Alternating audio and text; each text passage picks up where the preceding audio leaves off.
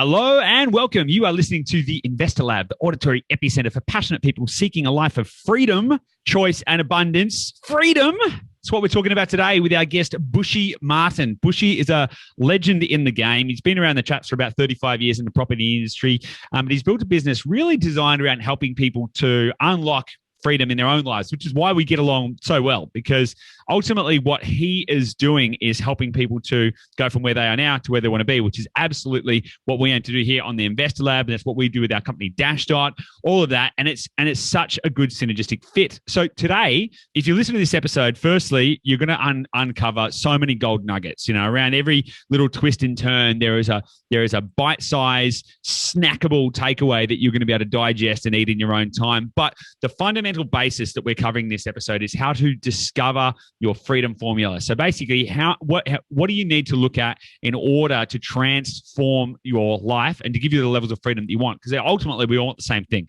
You know, we want the ability to do what we want when we want, with who we want, and this is going to be a pathway to get there. Now, this is probably going to be the first of many episodes I do with Bushy because there's so many similarities in the way that we think. But this is a really great introduction to get you thinking about how to discover your own freedom formula. Without any further ado, I'm going to get stuck right into it. But before we do, actually make sure that you like this, rate it, share it, review it, give it to a family member or a loved one.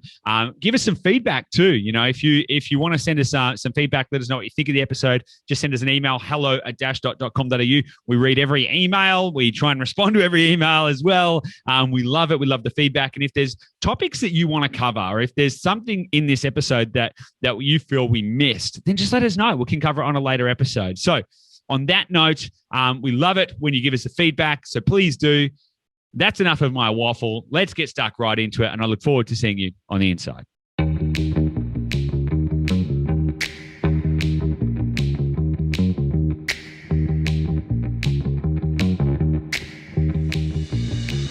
Hey guys, welcome back to the Investor Lab. Joining me today is Bushy Martin. Now, Bushy is an investor, founder, author, media commentator, and he's recognized as one of Australia's most trusted experts in property, investment, and lifestyle. And of course, here at the Investor Lab, we are all about freedom, choice, abundance, lifestyle by design, all of that kind of stuff. His career in property spanned over 35 years. He's the author of 2 award-winning books, including The Freedom Formula, Live More, Work Less, and Leave a Legacy, and Get Invested. Do you want to live more or less? I actually just got my copy of The Freedom Formula. I'm looking forward to getting stuck into it.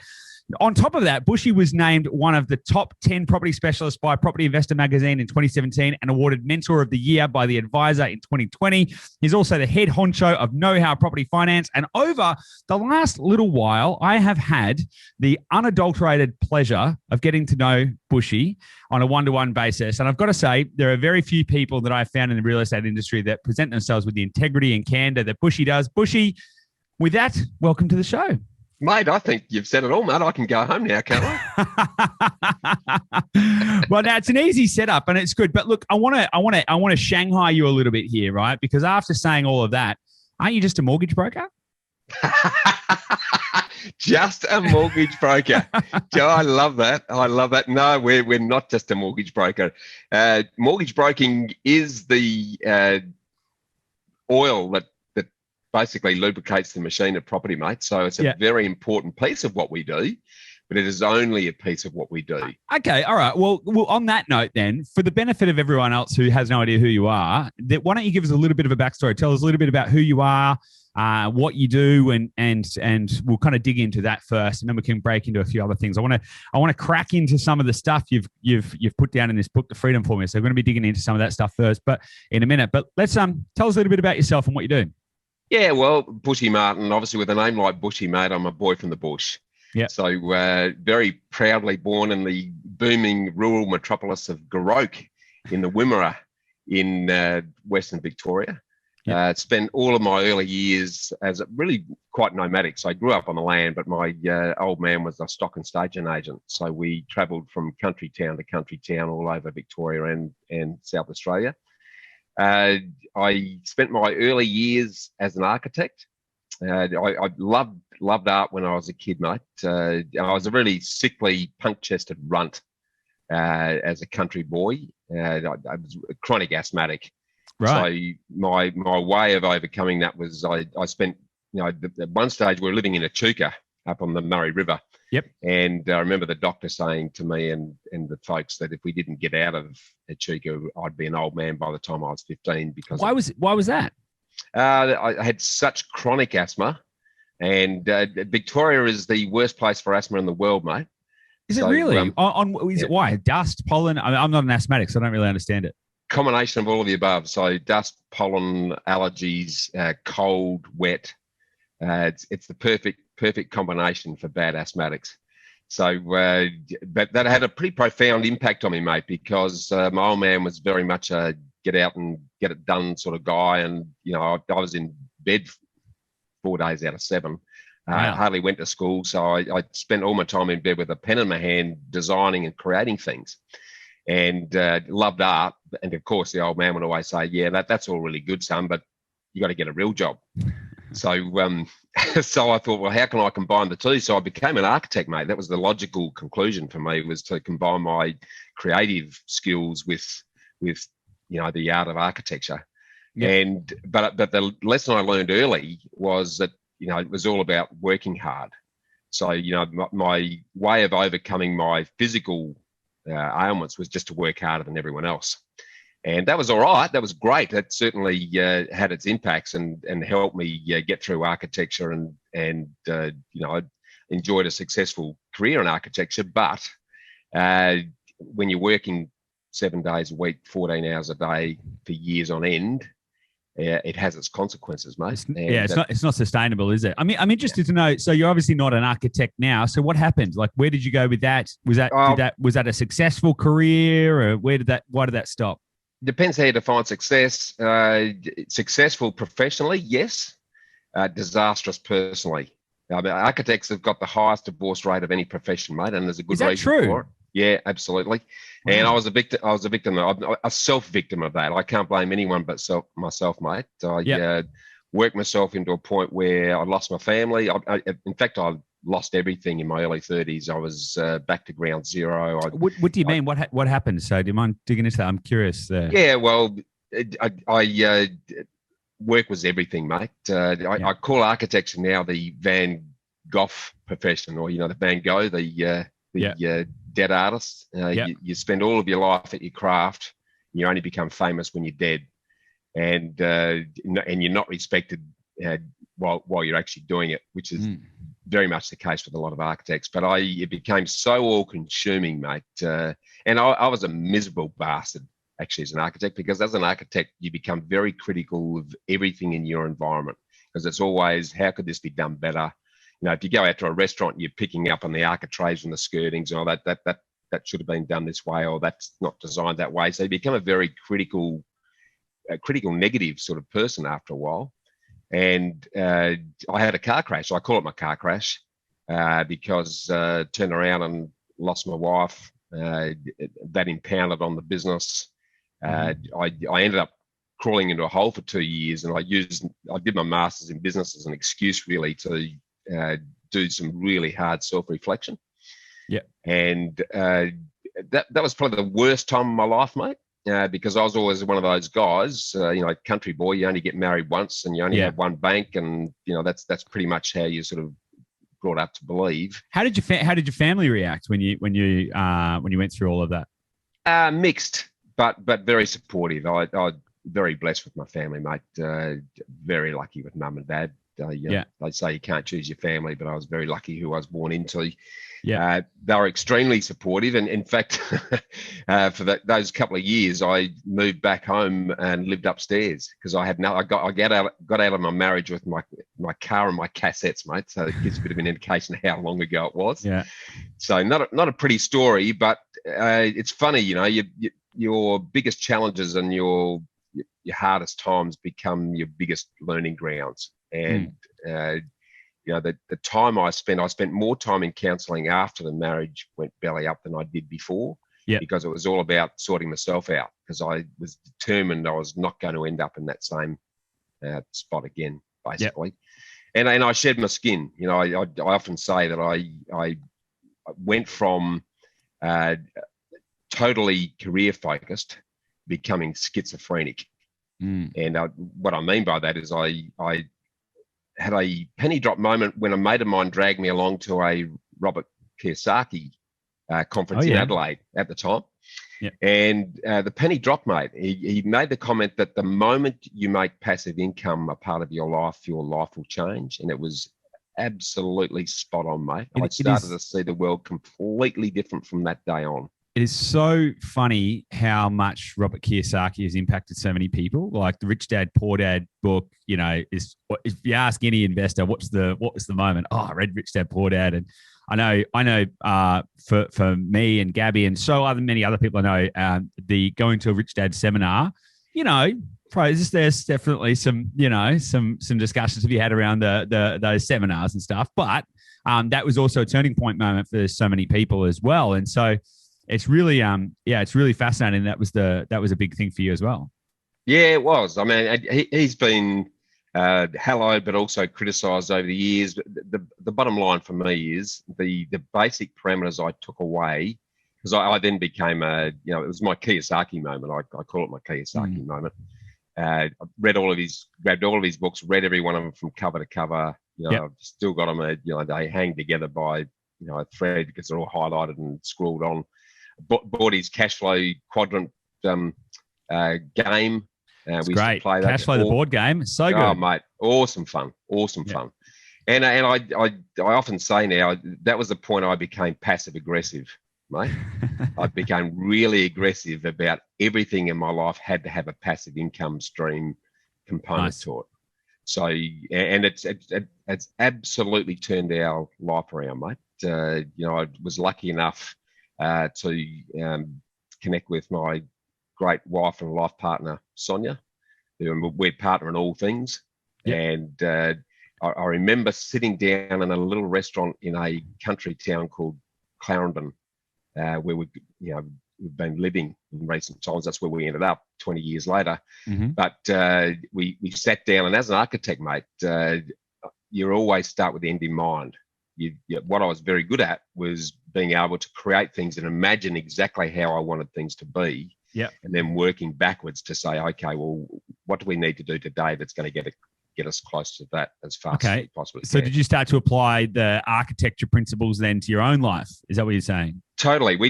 I call it living by design. We designed our life, and it was a process that it was intuitive to me because I'd spent 20 years as an architect. Everything I did was designed, mate, down to the last nut and bolt. And that can be a bit obsessive at times, but what it meant was it was very easy for me to sit down with Sonia, and we designed our ideal life.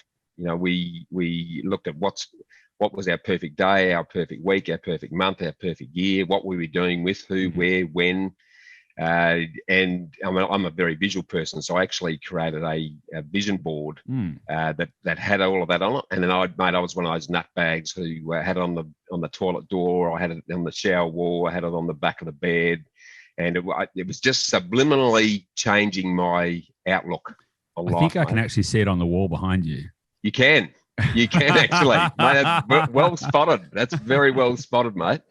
So, but I'm a big believer in you've got to prime the subconscious. Well, I was actually going to ask you not specifically about vision boards and stuff, but one of the questions I want to ask you was, and we'll get back into what you're doing now in a moment, but I wanted to ask, in the last 5 years or even 10 years, what is the habit, belief, or behavior that has most improved your life? Yeah, I think that I'm going to focus on a belief, mate. I think because it's been a slow boil that's sort of gradually come together over time. Yeah. But what I've come to recognise is that sustainable success, and I underline the word sustainable here, mate. Yep. I'm not talking about overnight success or one-hit wonders, because there's lots of those around the place. But sustainable success is at least a 15-year journey. Yep. And I'd say that because everything I've studied, everything I've read, and believe you me, I'm an absolute readaholic. Everyone I've followed and our own journey has proven to me that sustainable success takes 15 years to achieve. And the good part about that is that once you recognize that, you stop treating time as your enemy and you start embracing it as your friend.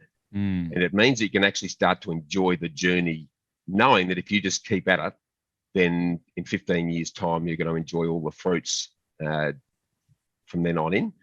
But what the key belief really is that sustainable success lies at the intersection of self, health, and wealth, and it's bound together by what I call T.L.C.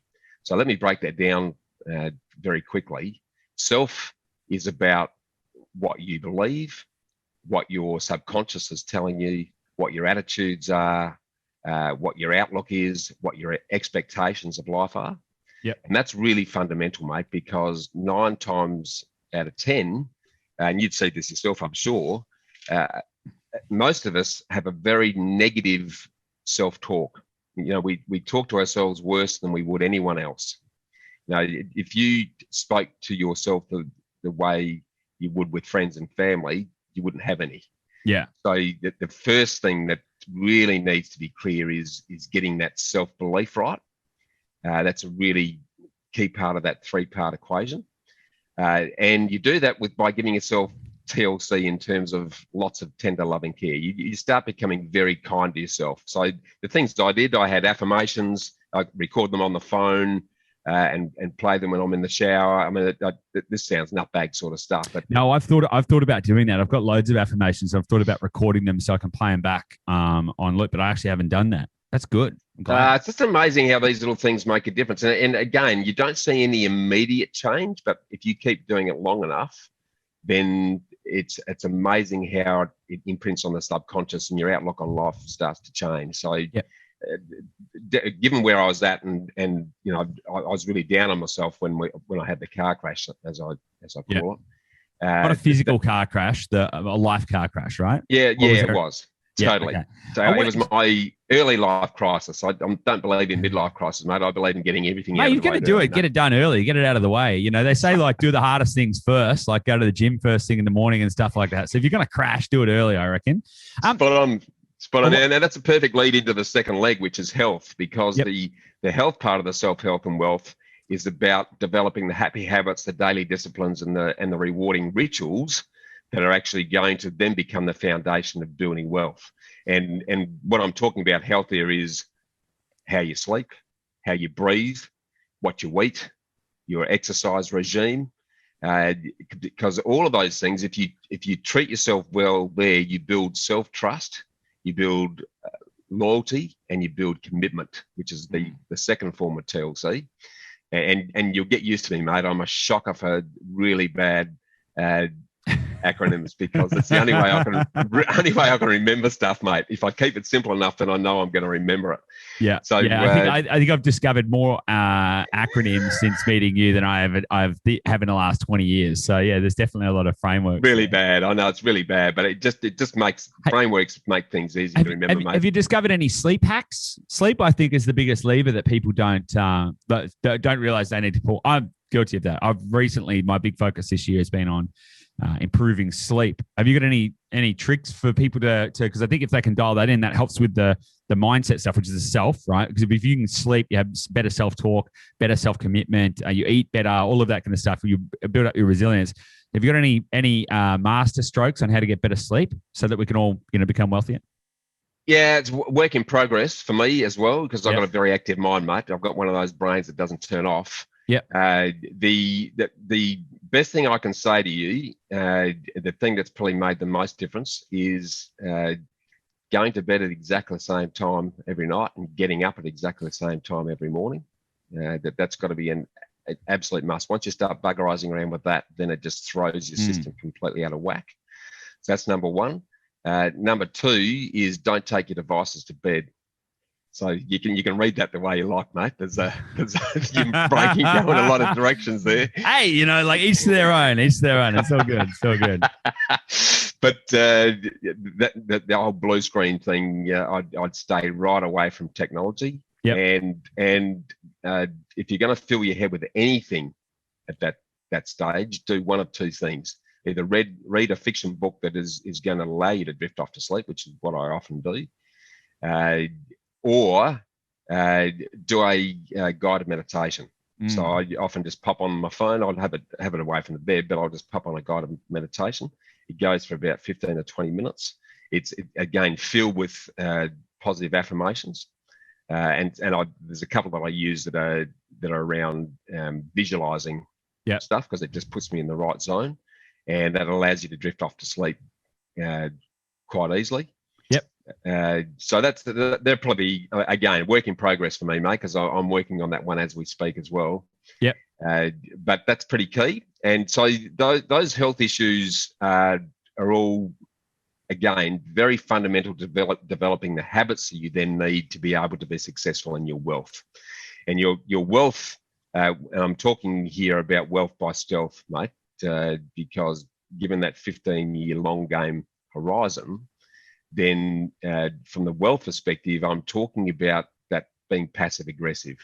So it's way too many of us, and I was guilty of this myself, focus on one thing, and that's your career, thinking that your income is going to be the answer to all your prayers. Well, it's not. Your income is just the fuel that you need to then put into investments that will ultimately then sustain your ideal lifestyle long term. So that can be business, it can be property, it can be shares, it can be crypto if you're brave enough, or a combination of all of those. But if you don't have the self and the health bits together, I guarantee you won't be successful in the wealth component.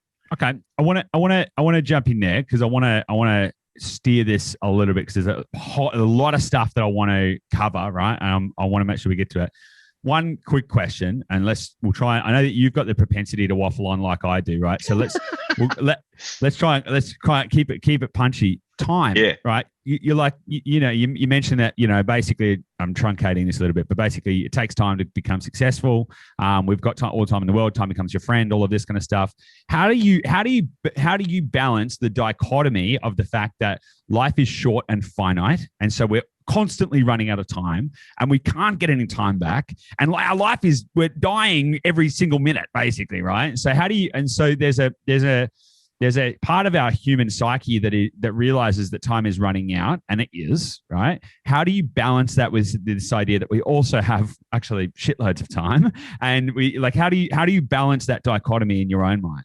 Yeah, really easy. There's one fundamental question that I start every day with, mate. And I've been doing this for years now, because you hit it. It's all about time. I often say to people, it's all about time. You've got to use the time you've got now to allow the time that you've got to give your time back. Because freedom and fulfillment is all built around having time on your hands. So how do you have time on your hands? And all of us are time poor. We live in an increasingly busy world where we fill our heads with stuff that we convince ourselves important and we need to do. So the one question you need to ask yourself is, where can I invest my time today that's going to give me more time tomorrow? And if you start every day with that, then everything you're doing, you're looking at how you can do it smarter, faster, more efficient. So can I talk about the R.E.A.D concept, mate, and that's another acronym. It's about repeatedly eliminating. Oh, I thought you nearly forgot your acronym. I did. I nearly forgot it. I did. I'm going through my head here. So you've got to repeatedly eliminate, automate, and delegate. Repeat, eliminate, automate, and delegate. Got it. So if you're repeatedly doing those things, if you're eliminating stuff that is better done by someone else, if you're doing something twice, you're automating it. So you're creating a system that means that you don't have to recreate it every time. Or you're delegating tasks to others that are better placed to do that than you are, then all of a sudden you start to free up time. And as I say, mate, what I've learned, it's taken me a long time to get here, because I was always chasing success and chasing wealth in my early days. But what I learned is that true fulfillment comes from giving freely to others without ever expecting anything in return, and not them knowing that you're doing it. And is that how you define success? Yeah, I'd tell you what I'd rather do, mate. Because my ideas on this have shifted. Success for me is a very selfish thing. It's about me. Interesting. What I tend to focus on now is significance, because again, it's a very slight shift. But if you're focusing on significance, you're worried about how you can help others, how are you improving others' lives, which is exactly what we do as a business. It's all about, if I can help others to achieve their ideal lifestyles, whatever that is, because everyone's ideal lifestyle is going to be absolutely different, then, and we're all therefore creating more time to be doing things to help others, we're creating a much better community and a much better country as a result. Yeah, it makes sense. And I actually did a podcast with basically a mortgage broker from the US who had been extremely successful, top 1% of loan writers in the whole United States, all that kind of stuff, achieved massive levels of success, financial, career, all this kind of stuff. And then she realized that she was like, what's the point? Like, what is all of this about? And then her whole thing that she does now is called success to significance. Like, okay, well, that's cool, but how do you actually go, like, it's great to achieve, but then how do you actually transfer that into significance? And what does that mean?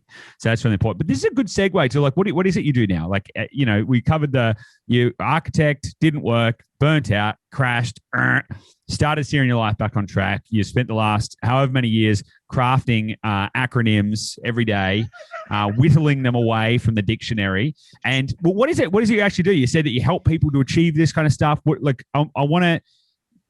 you do now? What's the simple version of how you help people?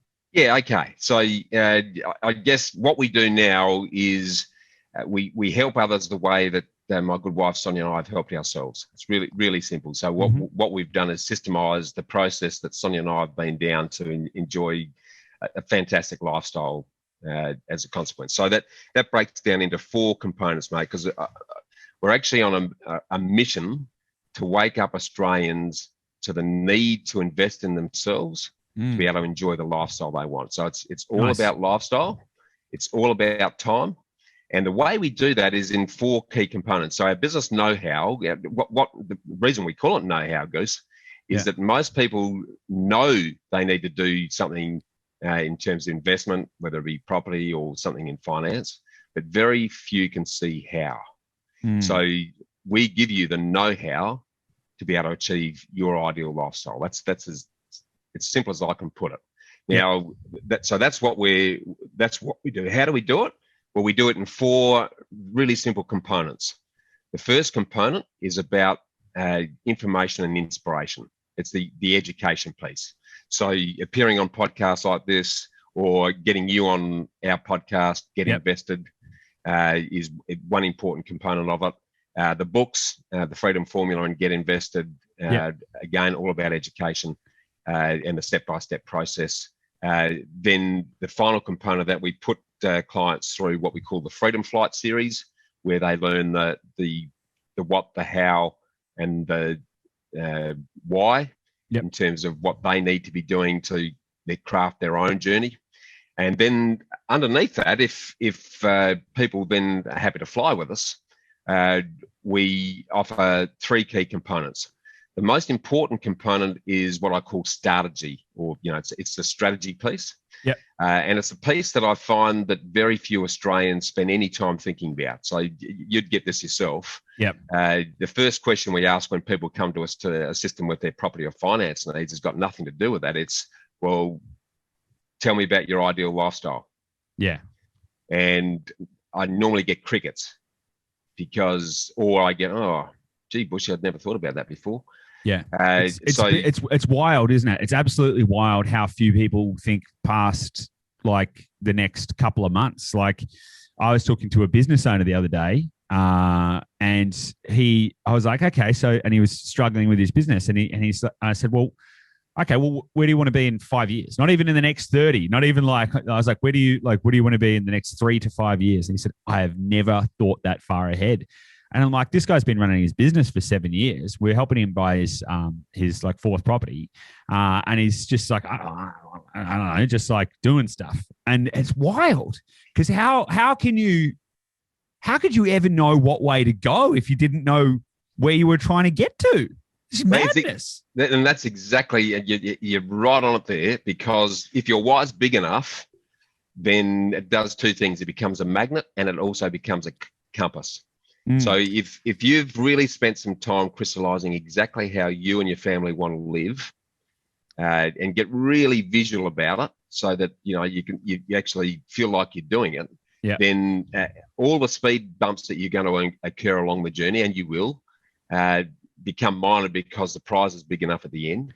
But it also means that every decision you're making day to day is about, well, is this taking me closer to that or further away? Yeah. So you've got a GPS, basically, then that guides your life. Totally. Are you familiar with the concept of commander's intent? No. Okay, so the basic premise, right, is let's say you're on a battlefield and you've got to cross the battlefield and capture the flag on the other side, right? And there's a hill over here and there's all this kind of stuff. Now, you can sit down and create a plan and go, okay, right, guys, what we're going to do is we're going to leave the base, and then we're going to go up and we're going to cross over the hill, and then we're going to go down the other side and go get the flag, right? But in reality, you got no idea what's going to happen. You might run out, and then all of a sudden you're going to be ambushed from the side, and somebody else is actually on the hill and they're shooting at you. You can't go up the hill, and all of this kind of stuff. So if you've got a plan and it's just a really linear, go here, turn left, go straight, do this or whatever, you can't actually adjust and adapt to what happens, i.e. life. However, the commander's intent says, okay, here's the goal. We want to capture the flag and we don't want anyone to die, right? Okay, so this is the commander's intent.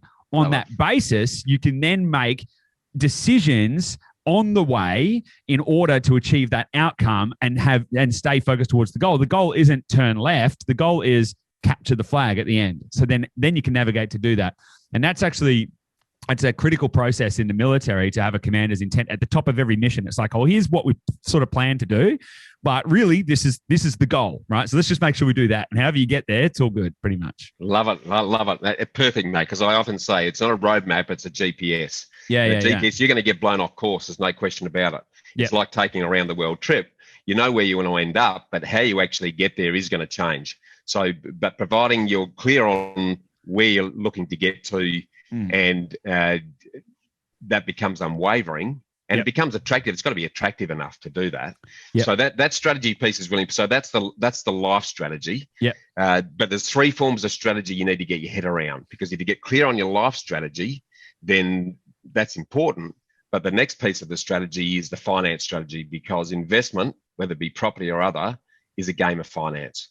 The finance will either enable you to get there or it won't. So that's the capacity piece. So that's why we've got a finance broking business. It took me a while to work out that property is a game of finance, and it's access to the finance and the way you structure the finance is going to be absolutely critical to your ability to actually make it happen. And then the final component is the property strategy. So if you've got your life strategy, you know what your finance capability is, then and only then can you develop a property strategy that's going to allow you to go from where you are now to where you want to be in 10 or 15 years time. So that's the strategy piece. Then we've got the finance part of the business, and we have a mortgage broking, finance broking business. Cool. Spot on. And that is the glue. That is the glue that connects all these pieces. The final piece of our business is quite unique. And I haven't come across anyone who's doing this piece, because you and I have spoken about this before, Goose. If you want to go and get independent, objective and transparent advice on contractual matters, who do you see? Go and see a lawyer. If you want independent, objective and transparent advice around taxation issues, go and see an accountant. Who do you see to get independent, objective advice around property? Dashdot. Apart from Dashdot, that's exactly. There's very few, mate. Because they've all got a vested interest, right? Everyone's got a vested interest in trying to flog you something. To be clear, Well, and it's spot on. So, what we've done in that property piece, we don't deliver any of the property, but what we do is we act as the client's independent eyes, ears, arms, and legs. So that and I often say, we're going to help you to write your life symphony. And then once you're clear on what that is and we're clear on what that is, we're then going to assemble all the independent musicians with the best instruments to make that happen. And we are then going to keep them honest. So we'll be your conductor, and we'll make sure that the right instrument's playing at the right time, but we'll also make sure that each of those musicians is playing your symphony and they're looking after your interests, not their own. So that gives our clients who are time poor, it gives them the expertise, but it also makes sure that, I often say I'm the John West of property, Goose, because I'm going to act as the client's filter. So, if we've got dash dot to find a property for a client, then it's going to come across my desk first. And my view is, if I'm not prepared to invest in this, then I'm not going to suggest my client does. Yeah. And I can apply the 35 years experience I have to look at, okay, well, does this property satisfy what the client's ultimate life goals are? Yeah. So that's the 4 pieces. So it's information, it's strategy, it's finance, and it's the orchestration of a property piece without doing the actual delivery. Yeah. Nice. Yeah, that's good. It's good that there's I think one of the biggest issues with, I know that like at the core, there's the core central piece is finance, mortgage broking, but the thing about that is, mortgage brokers are a dime a dozen, but they're just the same as most real estate people, right? Where they're out there just providing just that piece. So, for example, in real estate, most other real estate professionals think it's all about buying houses. So, houses don't really matter, right? It's really all about the people, and it's really about the outcomes and all that kind of stuff. Same thing goes with a lot of mortgage brokers. They go, well, let's get this. You want a loan? Should we just get a loan? Let's get a loan. And I think one of the biggest things that's missing is that connective tissue that joins it and says, well, where are you now? And where is it that you want to go? Okay, well, what actually is that pathway going to look like? And how do we think about the second and third order consequences of that? And, how do we be Occam's razor to cut through to the heart of it and to simplify it as well? And that's one of the things I like about what you do. Now, I want to... There's a lot that we were going to cover in this episode, and we're just not going to get there, right? Do you think, Bushy, right, in 10 minutes or less, you can tell me and our listeners what on earth the freedom formula is, right? What is the succinct 10-minute synopsis of the freedom formula? Because a lot of people are listening to this and they're going, yeah, okay, this is cool, got it. So we're going to have a strategy, we're going to do some affirmations, and got all this kind of stuff. But what's the math? How does it work? Yeah, that's really easy, mate. So the freedom formula, let's start here. Only 5% of people are successful in any arena. The 5% that are successful focus on the principles and the people, not the product. Now, that product can be property, can be shares, you name it, but it's focusing on the principles and the people that you need to surround yourself to make it happen. So that's the first important component. So the freedom formula is actually the 8 critical principles that you need to engage if you're going to be successful in building wealth through property. Pure and simple. And I call them the 8 key vitamins.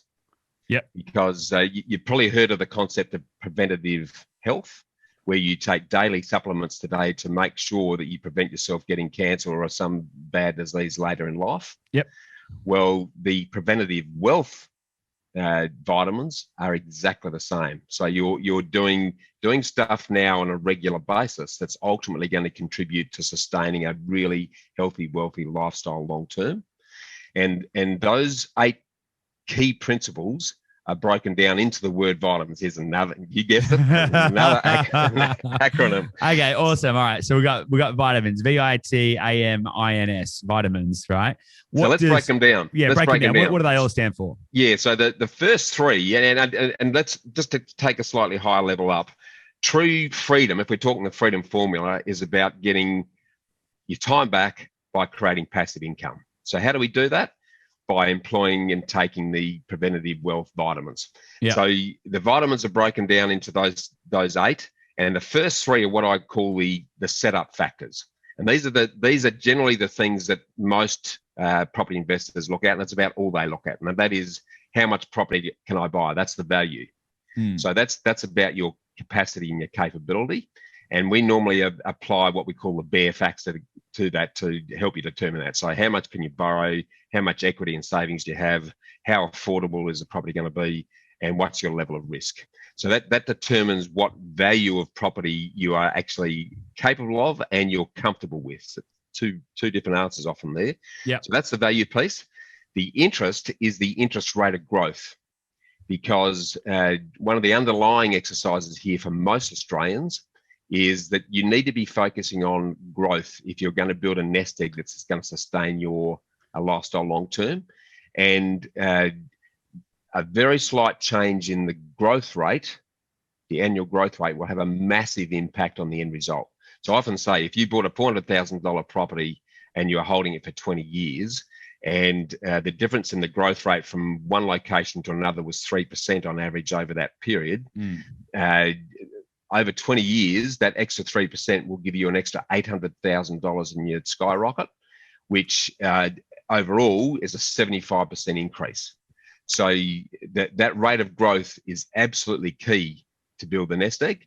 And we engage what we call the capital growth to cash flow curve. Yeah, I was going to ask about that. I was going to ask about that because, and sorry to interject and to jump in there, and we'll get back to it, but how do you, the growth is awesome, right? But I've lost count of the amount of people that I have met who've invested on the basis of growth, and they've got loads of equity and they've got no borrowing capacity left, and they have no way to liquidate their equity, right? And to me, having a really fat balance sheet isn't actually going to feed you. You could starve to death with $10 billion of equity, right? If you can't access it. So how do you balance this idea of growth? I agree, that you need at the start to build up your capital reserves so that you can use it, so that you can deploy it like a war chest. But how do you balance this idea of growth being, primarily important when actually if you can't take equity to the shops? How do you balance that? Yeah, so and that comes to another one of the vitamins, which is affordability. Right. So a little bit like your Holy Trinity concept, where you've got to have capital growth, but you've also got to make it affordable. So what I'm talking about here is creating property vehicles that are actually cash flow positive, and they might use all of the negative gearing techniques through depreciation and structuring and whatnot. That's actually going to assist in making that happen. But that affordability piece is really key. But the other thing that's really important here, Goose, and I in my book, The Freedom Formula, I actually go through some case studies on this, because I hear this argument all the time, this battle between capital growth and cash flow. No one is likely to be able to live off the rent they get from their properties, not in entirety. And again, I've got to underline that and say it depends on what your ideal lifestyle costs, because everyone's going to be different from that. If you're living on the smell of an oily rag and a tent in the backyard, then you're not going to need much, and the rent will be enough. But I've done a lot of number crunching on this. To have anywhere near close to a comfortable lifestyle for a couple, it's 120 grand a year. That's to have any form of comfortable lifestyle. Yep. Now, that means you need to create $2.4 million worth of income producing assets. And at a 5% return, that'll give you that 120 grand. But it's not easy to create 120 grand of net passive income just from the rental from the properties. So what I often say to people is go for growth and make it affordable, but then convert to cash flow at the time when you're looking to work less. Yep. How do you convert it to cash flow? Yeah, so you do a rationalisation of the portfolio. You'll keep some properties. You'll eliminate most of the debt, but not all of the debt. You'll certainly eliminate any debt on your owner-occupied home, which is a side benefit of actually investing in the first place. And then you'll spread it across rental income. For me, because time is the most important ingredient here, Goose. So you don't create a second job if you're going to invest. If you're spending all of your time having to manage the exercise, you actually haven't achieved anything. So for me, the transition that we've made is to stick some of the proceeds from the rationalisation of the portfolio into simple things like index funds that give you a really good dividend return. So we're actually turning that growth into income producing assets that are tax effective. So we've got the balance, and I'm right into diversification. So we've got a property spread, but we're also spreading that across equities because it's to get good dividend index funds, it's just money coming in every week. I'm not worried about the growth at that stage. I'm just worrying about the income. Yeah, can I ask a question about that, because that's a really interesting way to think about it. So am I right then in assessing that if, in a very broad brushstroke sense, not in absolutes, nothing ever is, but the property part of your wealth ecosystem is to give you the growth, and the shares part is to give you the income? Is that Am I right? Combination. So grow the nest egg. The really important thing here is the size of the nest egg. Yeah, okay. So and everyone's nest egg is going to be a different size. Yep. But if you, again, it comes back to how you want to live. If you're clear on how you want to live, and then we can monetize that to work out how much does that lifestyle cost per year. It's very easy to say, righto, well, 120 grand, you're going to need $2.4 million worth of income producing assets outside the family home, because that family home is not an asset, doesn't give you an income. So we just get the nest egg to that size, and then we rationalise as we're coming into that level. We then rationalise it. So we do a progressive sell down, not all in one hit, because you get whacked with capital gains. But if you spread it out over a period of time when your earned income's reducing, you minimise the impact of the gains on the way through. And there's some entity stuff here as well. You're between tenants in common and trust structures and other entities that your accountant can help you with. That's going to minimise that pain. But then it's that ongoing cash flow component, which is when you're wanting to get your time back, is spread across rental from properties. And it might be, again, growth properties are different to cash flow properties. So you might switch from residential homes that are the highest growth to commercial offices, or not commercial offices, I wouldn't suggest you do that now, but commercial warehouses. Commercial offices there's some good buying to be done in commercial offices. There'll be some very good buying in the current play. I wouldn't go near it with a 40-foot pole, but some great conversion opportunities there. Yeah. But there'll also be a mix of, you're going from houses to potentially units and townhouses where there's multiple streams of income. And then there's the index dividend component that might flow out of an equities portfolio. So, but the key here is, and I keep emphasis time, it all comes back to time, mate. If you're creating investment vehicles that don't need much of your time to manage, and you've got good people surrounding you, because I believe investing is an elite team sport, then if you've got the best people around you, your only job is to manage your managers, and that's probably 1 hour a week. Yeah. You've got it set up the right way. So it's a combination of those things, and it's a progression. It's not a linear path. It is recognizing that things need to change over the journey. Yeah. And have a very clear way of actually making that happen. So ultimately, you're earning your income without relying on you to do it. Totally. It's like we mentioned earlier about the commander's intent. It's going to change along the way. I always tell people, what gets you out of Egypt won't get you to the promised land. And also, it's interesting that the function of any business, right? Any business, which you're real estate, your life is a business, right? Everything. The function of any business, not the purpose, the function is to convert assets into cash flow. That's the simplest way that you can describe business, whether they be people, things, money, whatever. It's how do you convert it from the static asset into cash flow?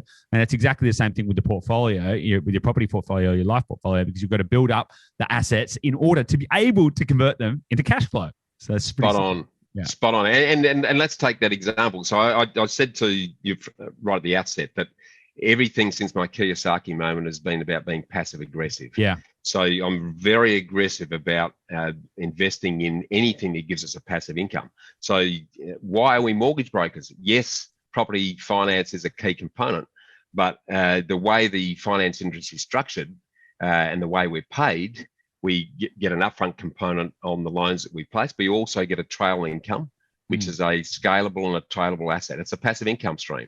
So we had a rent roll, which we sold a few years back very profitably, but that rent roll was generating a good ongoing passive income. So why did you sell it, if you don't mind me asking?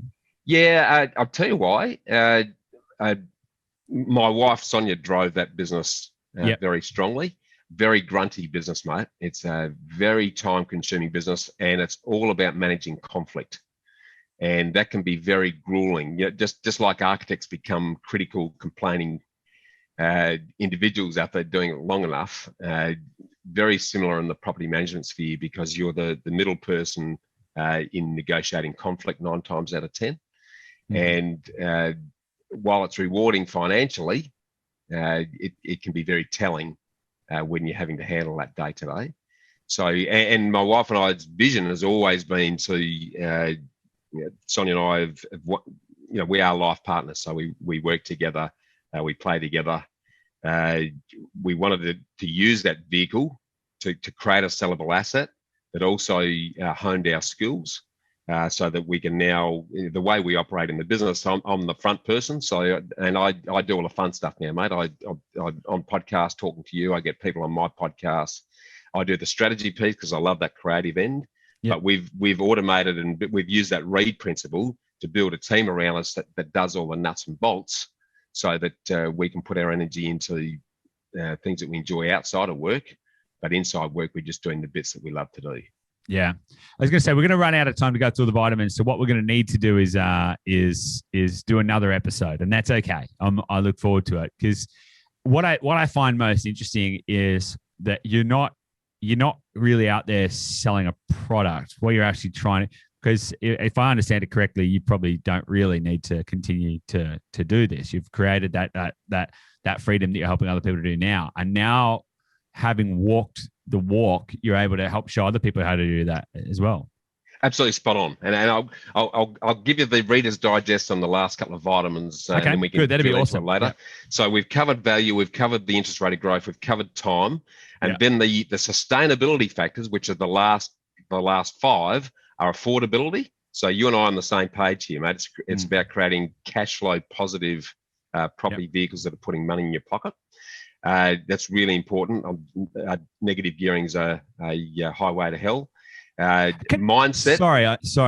I know that I'm part of the problem here, because we're not going to. You said negative gearing is a highway to hell, but then you also just a moment ago said that negative gearing is a pathway to cash flow. How do you balance that dichotomy? Yeah, no. But it's using the principles that go with negative gearing, like depreciation and other aspects. So getting cash flow positive properties, but then depreciating and doing all the rest of the stuff as well. Absolutely. Okay, so makes sense. Yeah, keeping more of your hard earned in your pocket, which is contributing. So to being the overall... tax smart, as opposed to finding properties that are going to lose money for the sake of trying to save tax. It's getting profitable properties, but then being tax smart and claiming as much as you can. Yeah, and projecting this out too. We spend a lot of time looking at, how much is a before you sign on the dotted line, how much is a property actually going to cost or put in your pocket every week in year 1, 2, 3, 5, 10, 15, 20.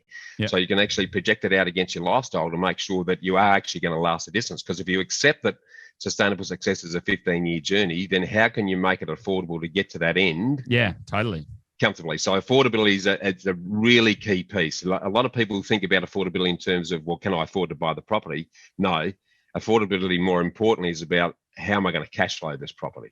So unless it's putting money in my pocket and not impacting on salary savings or lifestyle, if it won't be sustainable. So that's the affordability piece. Mindset, we've already touched on already, is a really key piece. Your outlook, expectations, and your attitudes towards what you're investing in will pretty much, because the biggest deterrent to achieving success is you.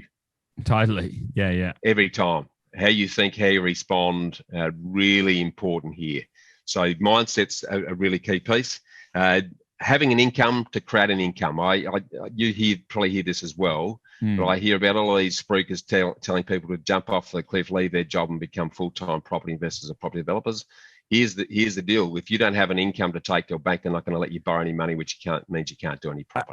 I am a first-hand. I've got this on a first-hand account. We jumped off the bridge and we said, let's go start this business. How good we're going to help other people. And we took that leap, forgot that we needed an income, and then haven't been able to, borrow any money. It's like, oh man, whoops. We missed that memo. So yeah, totally. There's a 2-year chasm there. There's a 2-year chasm before you can do anything. Spot on, mate. So that income piece is important for people to recognise. The N is for network. So that's about the elite team. That's surrounding yourself with the best players in each position, from your accountant through to buyers agents like yourselves, to project managers if you're building, property manager, absolutely critical. Quantity surveyors to do the tax depreciation schedules, and some financial planning to look at the transition to retirement piece at the end of the journey. So there are others, but they're the core group in terms of the network. So I often say you've got to leverage other people's money and other people's expertise, and you be the dumbest person in the room, but surround yourself with really good people in each of those areas. And the final is strategy, which we've already spoken about. So that makes up the setup factors, which are your value, your interest rate of growth, and your time, and your sustainability factors, which are affordability, mindset, income, network, and strategy, making up the full preventative wealth vitamins. Yeah, nice. I love it. I love it. And that's all in your book, The Freedom Formula, right? And breaks it right down, takes you step by step, so that you really can look at where you're at, apply it to your position, and then work up a strategy that's actually going to help you achieve whatever your ideal lifestyle needs to look like. And if people want to get a copy of The Freedom Formula, where do they go? Where they get it on Amazon or? Yeah, you name it. Any good bookstore, Amazon, Dimmicks. You can jump on my website, bushymartin.com.au. You get it slightly cheaper there. All the proceeds from the book go to a charity called Living It Rough and Doing It Tough, because we rescue dogs. It's a big part of what we do these days. And nice. That particular group keeps the dogs with the homeless. And it's been proven that if you can keep your pets with the homeless, they have a reason to live, and therefore that companionship is more likely to get them back out of homelessness far sooner, mate. Yeah, that's awesome. What is it? I mean, with all of this, what is it you want to be remembered for? You've done a lot of things. You've done the architecture. You've done all this kind of stuff. What is it? What is the legacy that you want to leave? You talked about moving from success to significance, and significance implies, being something bigger than the sum of your component parts. What's the legacy you want to leave? Yeah, it's a really good question, mate. A few people have asked me that over the years. The really simple answer, and it's something I live by, is that I want to leave everyone I meet smarter and smiling. Nice. That's a simple thing I want to do for everyone, you included, Goose. So if I haven't left you smarter and I haven't left you smiling at the end of the conversation, I've failed in terms of our interaction, and that's pretty much how I approach every interaction with anyone. Yep. And so that's a really simple thing. It's leaving people feeling better about themselves. But I guess if you ask me, how do I want to remember it? It's probably someone who has inspired and enabled others to live their ideal life. That's probably as crisp as I can define it, mate. Because yes, we're on a mission to wake up Australians to help them do that, and by doing that and partnering with hardworking Aussies, we're going to start eliminating homelessness by, one of our current programs is for every $1 we save someone on their home loans, we're donating a day's worth of life-giving water to families in Tigray in Ethiopia. Awesome. But if we boil it down, if someone's at my funeral and they're talking about Bushy, I want them to say, look, Bushy really inspired me and helped me to live the life I've always wanted to live. And final thing, what would you say to someone who hasn't started yet on their wealth building journey, and they might be thinking, look, building wealth sounds good, but it's not for me. I don't know how to get started. They're stuck. They could either be early in their journey, or they could be 40, 50 years old and thinking, oh, it's too late. What is one thing you would say to someone who is struggling to see how they're going to be able to transform from where they are now, if they haven't started, to where they want to be? Really easy, mate. I'd get them to read your book and my book. Invest in your knowledge first. You've got to invest in the knowledge, because once you have a basic understanding of how the whole jigsaw fits together, then you can start attacking each of the individual parts and making it happen. And it's never too late. Yes, it's at least a 10 or a 15-year journey, but just because you're 55 or 60 doesn't mean you can start. It's not too late to start that journey, mate. We're all going to live at least until about 85 if we listen to what the actuaries tell us now. And I'm banking on being around until I'm 120, mate. Oh, I'm already looking into all of that. I'm big into biohacking, right? And there's so many there's ways that we can stop our cells aging and stuff. I plan on being here, well past 100. I reckon I'm going to crush it. So my great grandmother lived until she was 103. So I've got some DNA on my side, mate. And awesome. I reckon if technology can't, and improvements in health can't get me to 120, there's something wrong. So for those that, and I hear a lot of exactly what you just said. This oh shit super moment. I'm 55. Oh shit, my super's not going to allow me to retire. What am I going to do? Bushy, pull a rabbit out of the hat because I want to pull a pin in 5 years. Well, and I've got some bad news for you. It's going to be at least 10 and probably 15 years. Yeah. But so what?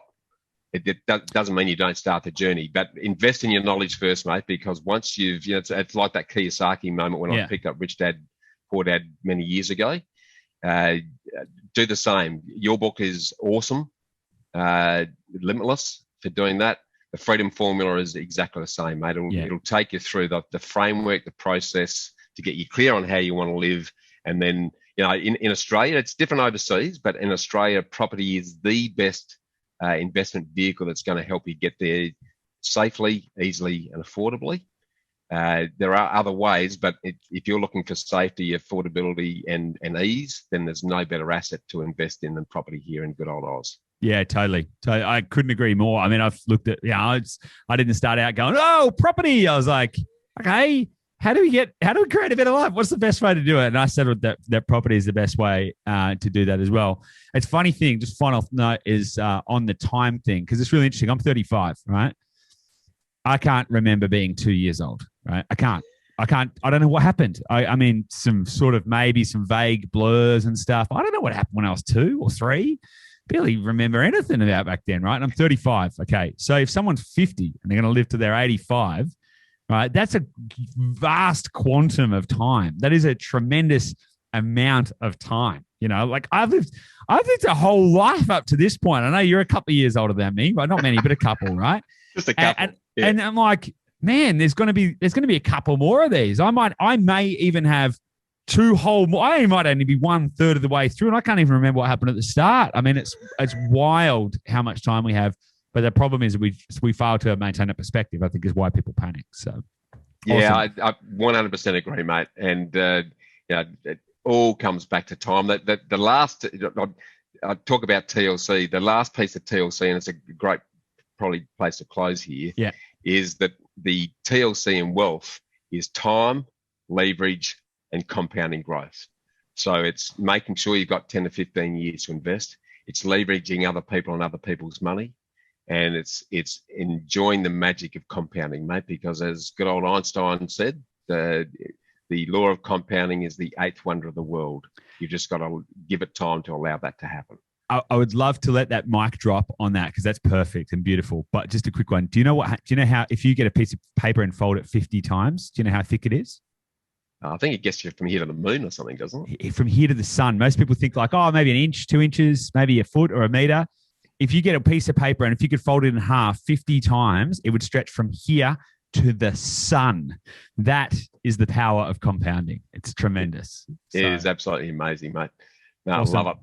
Mate, I've really enjoyed this chat, and I'm confident that a lot of people are going to pull a lot of gold out of this. I'll chuck a couple of links in the show notes so that people can go to bushymartin.com.au and knowhowproperty.com.au. They can get your book, suss out all of that kind of stuff as well. We are absolutely, mate, we could probably do one episode every 2 months for the next 5 years and only do one episode per acronym. Right? We just do that as the series, Bushy's acronyms, and we'll be here for the next 5 years, once every 2 months, maybe longer. So, mate, thanks for your time. I've really appreciated it. I enjoy every time we catch up for chat. I really enjoy it. And thank you so much for your time. I appreciate it. Mate, I love the energy. The same back at you, mate. You're going to be a regular and Get Invested in the Real Estate Talk Show, which I now host. So we're looking forward to jointly, mate, waking up Australians to the opportunity that's in front of them. Sounds good. Good on you, mate. Speak soon. Thanks, mate.